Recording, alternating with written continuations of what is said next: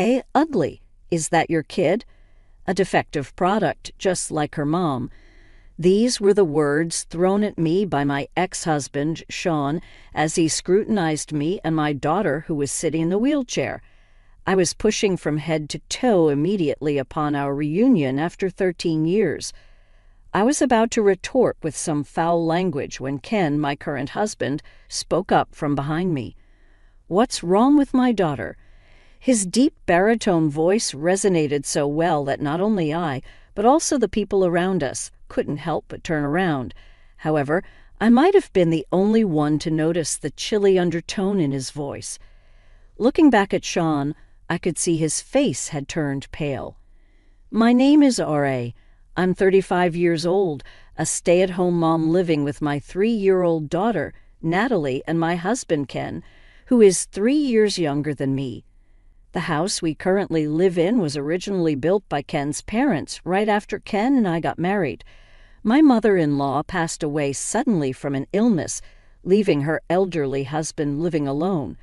We couldn't just leave my father-in-law by himself. So Ken's parents handed over the house they lived in to us and moved in with my father-in-law. However, one of the reasons probably was that they were worried about Ken's financial situation. Just after he had started his own business, they wanted us to live in their house without having to pay rent, which was a significant decision for us. I was overjoyed by my in-laws' kindness, and until Natalie was born, I used to visit my father-in-law's house every other day, helping with hospital visits and household chores. After Natalie was born, I slowed down a bit, but still made it a point to visit with Ken at least twice a month, helping out wherever we could or giving my in-laws a break to go relax at a spa resort. My in-laws always expressed their gratitude, saying, "We're really thankful for all the help, especially during such a busy time with the baby. And Ken is indeed married a wonderful person. To me, no amount of effort could repay the kindness Ken's family, including his parents and twin sister Sally, have shown me. They saved my life not once, but twice. Ken was marrying for the first time, but I had been through a failed marriage before. I met my first husband, Sean, when I moved to New York for university and started living in an apartment. We became friends as we moved in on the same day and shared information about nearby supermarkets, home improvement stores, and affordable restaurants. Sean attended a prestigious private university known for its stylish campus and media presence, quite different from my practical university. He was tall, handsome, and he often said, "A lot of students at my university come from privileged backgrounds, making it feel claustrophobic for someone from the countryside like me. You and I are alike. It's easier because we don't have to put on airs." And so he started to spend more time at my place, eventually leading to us living together like a couple. Back then, I couldn't believe I was dating a handsome guy like Sean and thought, I might not have the glamour of the female students on C's campus, but I can be a comforting presence. I ended up doing all the housework like cooking, cleaning, and laundry, which in hindsight was absurd. A man who seeks comfort right at the start of a relationship is hardly ever a good sign, as that comfort is purely self-serving. Because that comfort is just an abbreviation, but it is, in fact, the very egoism that makes it easy for him. But love is blind. I ignored Sean's selfishness, and when he said, "I want to quit my job because it's tough, but I can't afford to because I don't make much. My classes have gotten harder since I've advanced in my program," I suggested, "Why don't we move into a slightly bigger apartment? Don't worry about the rent." So we moved to a new apartment near our initial meeting place, and I ended up covering all the rent. Sean insisted on having 2 phone lines, one for him and one for me, claiming my dad got transferred to Europe for work around the same time I started high school, and my mom went with him. They're very conservative, and if they found out I was living with someone, they might stop sending money or even tell me to drop out. You wouldn't want that, and neither would your parents, even if we're planning to get married eventually. At the time, All I could think about was the prospect of marriage, not considering the implications of his request. This cohabitation put a significant financial burden on me since the apartment lease was in my name. I was responsible for not only the rent, but also for utilities like electricity, gas, water, the landline phone bill, and internet charges, all of which were being withdrawn from my account. Initially, Sean had nobly offered, "Since you're covering the rent, I'll pay more towards the utilities." However, it wasn't long before he started saying, "Sorry, RA, I'm short on cash again this month because of social obligations with job hunting on the horizon." I can't afford to turn down invitations from friends in my seminar, and so I ended up shouldering all the expenses. Before I knew it, I was also paying for groceries and even the beer Sean drank after his baths, with Sean's contribution being limited to the occasional delivery pizza when his friends came over to hang out. Moreover, whenever he invited seminar or club friends over, he'd tell me, "I haven't told them we're living together because it had just led to awkward teasing. You should stay away from the apartment for the day." Outside of university classes, all my time was consumed by part-time jobs and household chores, leaving me with no one to confide in, rant to, or seek refuge with, forcing me to spend nights at manga cafes or diners. The summers were tough, but waiting on a park swing in the cold, early mornings for the time when I could return home without enough money for warmth, I couldn't help but cry, wondering what am I even doing with my life. As Sean and I reached our senior year and began job hunting in earnest, I finally snapped, accusing him of living like a leech. "You need to start contributing to living expenses immediately," I said. He switched to a soothing tone. "I'm so sorry, RA. I've just been taking your kindness for granted. Please don't be mad at me." His attempt to appease me was blatant, but it only highlighted the imbalance in our relationship. The next day, Sean unusually came to pick me up from my part-time job. When we got back to the apartment, he had cleaned up the place and prepared a dinner. He seemed to have gotten from a department store basement food hall, complete with a bouquet, wine, and even a cake. It was the first time I felt truly touched by Sean's thoughtfulness during our long relationship. He then presented me with a ring from a popular casual brand at the time, saying, "This is all I can afford right now, but someday I'll buy you a diamond worth 3 months of my salary." I remember blurting out a cliché about being the happiest I've ever been when he put the ring on my finger, but that was the only happy memory I had. Soon after, Sean said, "I'm torn between getting a job or studying abroad, but if things stay as they are, I'll just end up relying on you again, RA. It's a critical juncture in my life, so I want to try doing things on my own for a while." And with that, he moved out to share an apartment with friends. Left suddenly on my own, I was anxious, but Sean left some of his belongings with me and still contacted me twice a day by email or phone, so I thought, I shouldn't mope around. I need to focus on my job search, too. I managed to get an offer for my first choice company, a mid-sized trading firm, but around that time, I started receiving strange calls on a landline registered in Sean's name. Naturally, I'd hear the messages left on the answering machine with ominous words like, "We'll be in trouble if you don't repay us by this week," and "Don't take us lightly." I quickly contacted Sean's cell, but he just brushed it off, saying, "It's nothing. Don't worry about it." Then letters began arriving in the mail filled with words like payment reminder and final notice. When I confronted Sean more forcefully, he snapped, saying, "Stop nagging. I've been putting up with someone as ugly and defective as you this whole time, so the least you can do is pay this off as a thank you." After that, he stopped answering my calls. Deceived by his regular contact, I realized, too late, that I hadn't asked for Sean's new address. When I tried contacting his university, they refused to give me any information, saying, "We can't disclose that to unrelated individuals."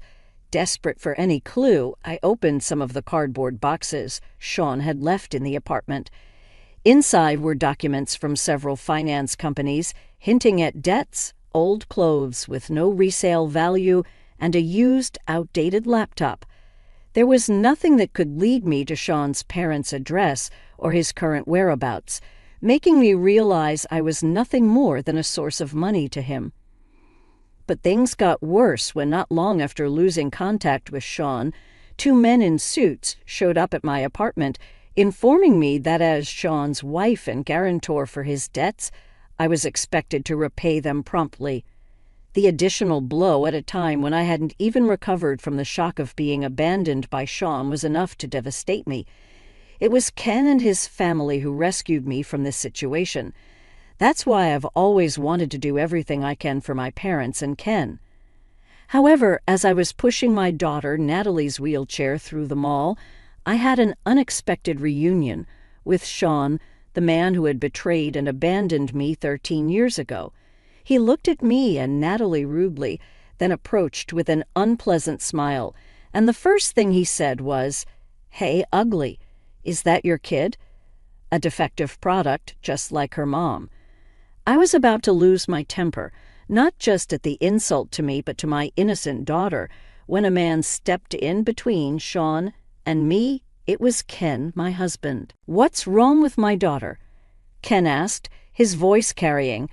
Passers-by stopped to see what was happening, but Sean, for some reason, turned pale and didn't retort. As Natalie and I looked back and forth between Sean and Ken, Sean, unable to withstand the surrounding gazes, snapped at Ken, "This is private. It's none of your business, right?" But Ken, unflustered, replied, "I'm involved because it concerns my family. Otherwise, I wouldn't bother speaking to someone like you." Then, turning to Natalie, he said with a smile, "Mommy and Daddy have some business to take care of. Auntie will be here soon to pick you up. So why don't you go to her house first?" Hearing that, I couldn't help but exclaim, "What?" However, Natalie, who is unusually composed for her age and not easily surprised, said, "Okay, since it's a celebration, make sure you come early." Soon after, Ken's sister Sally arrived with her children, and Natalie left with them, leaving the scene behind. Then Ken, losing the initial momentum and slightly stooping towards Sean, who seemed somewhat diminished by the confrontation, pressured with a half-smile, "Let's have an adult conversation, shall we? It's best we move somewhere else rather than providing a free show for the public." Sean, not particularly short, but significantly overshadowed by Ken's near 6'3" stature and faced with Ken's unsmiling gaze, probably thought it better than being goaded by onlookers and surprisingly agreed to Ken's suggestion to change locations. The three of them took a taxi and arrived at the building housing Ken's office.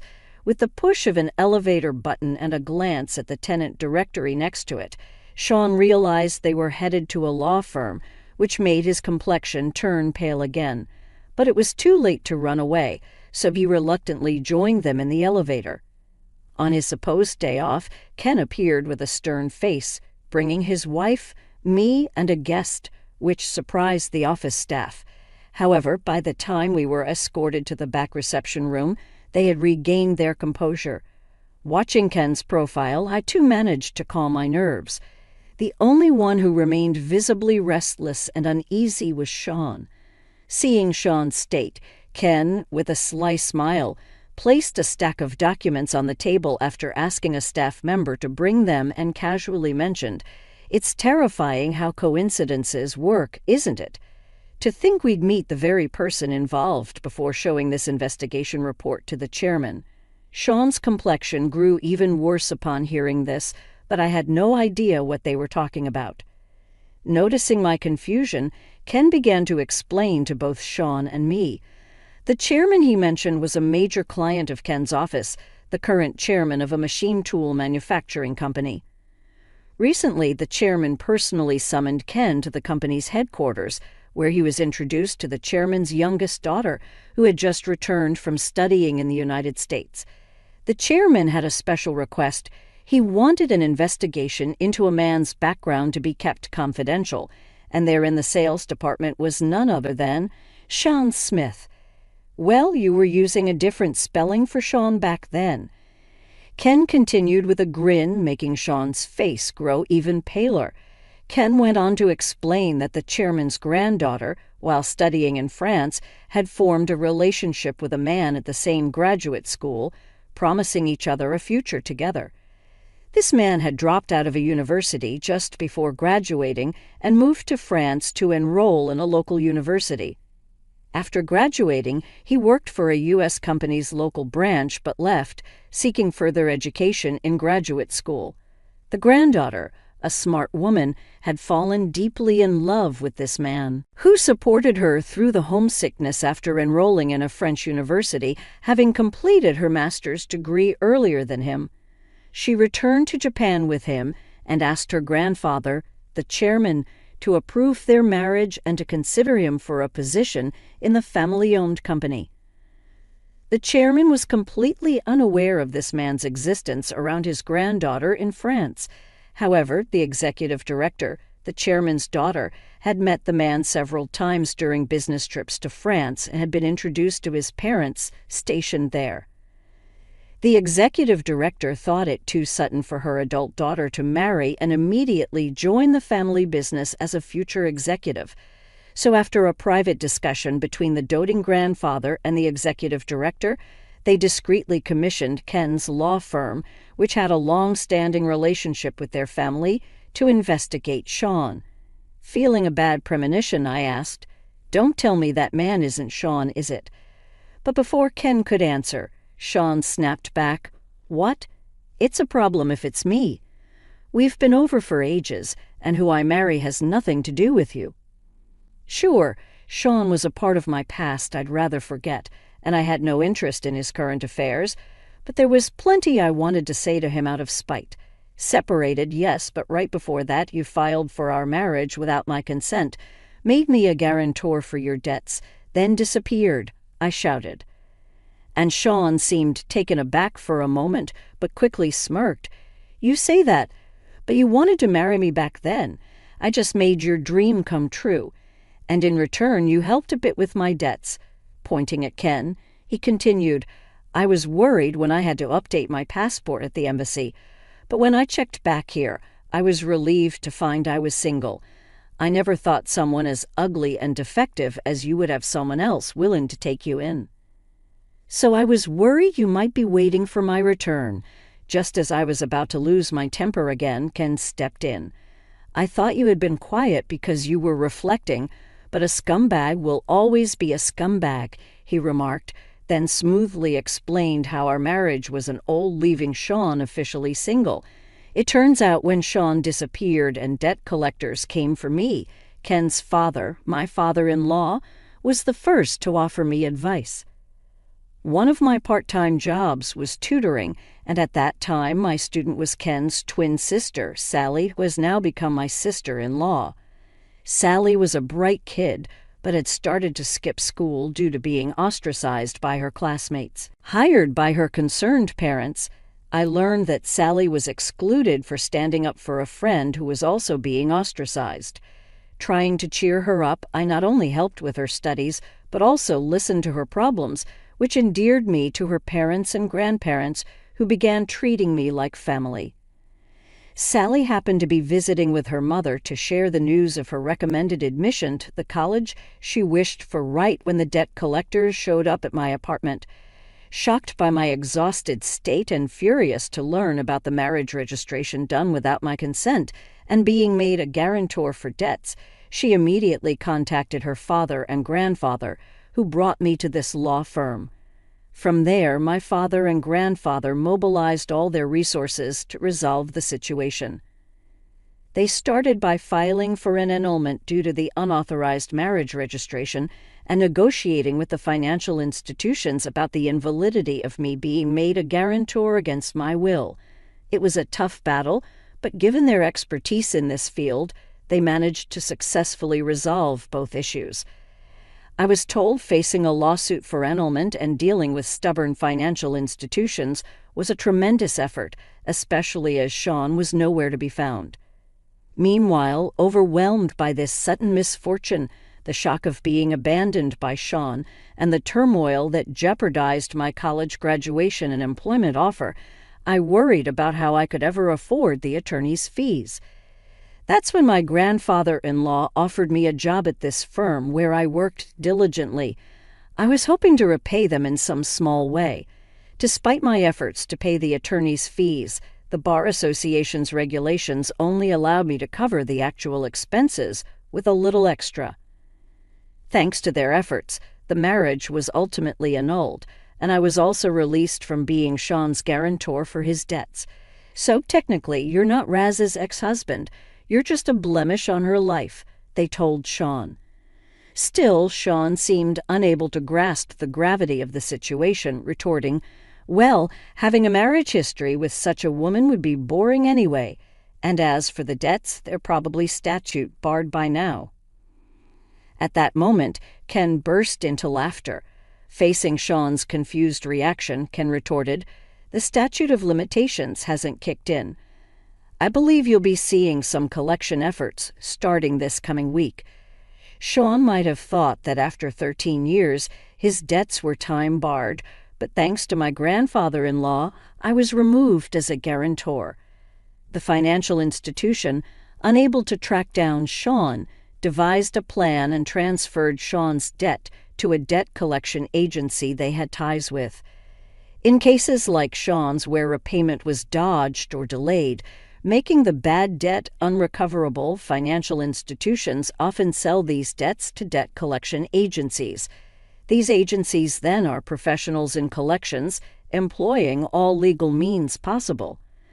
Thanks to their extensive knowledge of the law, the agency that purchased Sean's debt was no exception, and after proceeding with various legal steps, a court judgment initiated by the collection company has reset the statute of limitations for another 10 years, making the debt fully valid today. Moreover, the total debt, now inflated with accrued late fees and legal costs, has skyrocketed to several times the original amount. Hearing this, Sean momentarily looked disheartened, but then defiantly claimed, "Ah, such trivial money. Once I marry into that company's granddaughter's family and land a job there, it'll all be manageable." Such was Sean's shallow thinking. He probably assumed that marrying into the family as planned and securing an executive position at his father-in-law's company would make the debt repayment seem trivial. However, when Ken reminded him, "Do you remember what I mentioned earlier, who had hired me to investigate you?" Sean's face turned completely pale. The truth is, Ken is Sally's twin brother. While I had little interaction with Ken when I tutored Sally, only exchanging greetings, Ken had developed an interest in me after hearing Sally sing my praises like a sister.